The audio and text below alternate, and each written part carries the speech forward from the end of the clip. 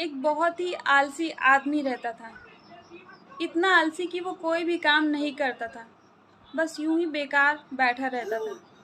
एक दिन घूमते घूमते वो एक आम के बगीचे में जा पहुंचता है। वहां रसीले आमों को देखकर उसके मुंह में पानी आ जाता है, इसलिए पेड़ पर चढ़कर वो आम तोड़ने लगता है।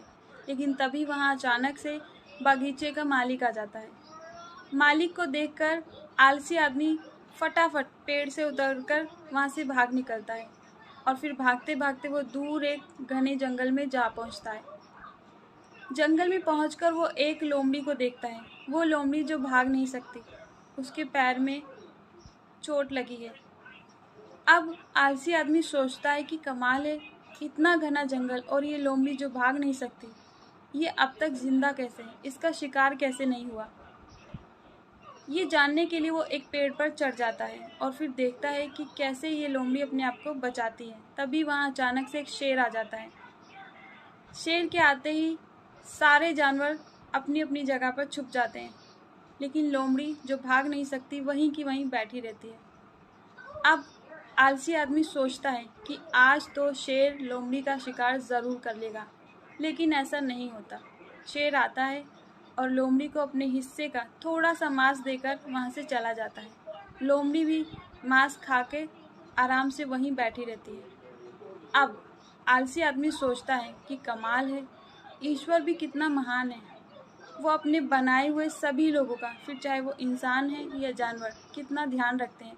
सबके लिए उन्होंने कोई ना कोई इंतज़ाम करके रखा है।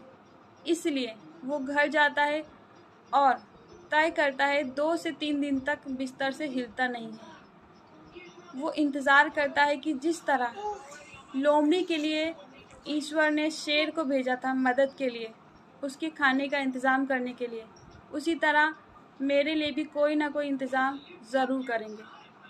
अब 2-3 दिन बीत जाते हैं, लेकिन आलसी आदमी के पास कोई नहीं आता।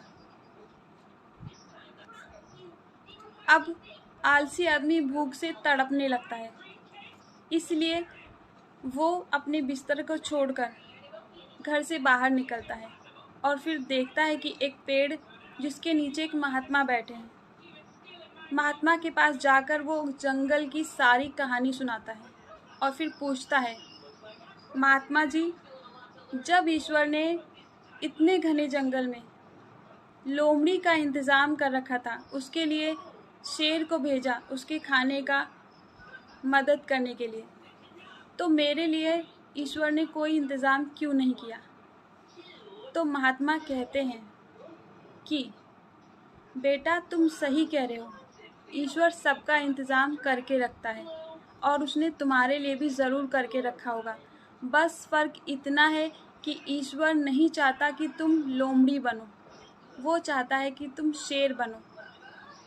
मतलब ये कि अपने अंदर की क्षमता को पहचानो, दूसरों से मदद लेने की बजाय दूसरों की मदद करने के बारे में सोचो।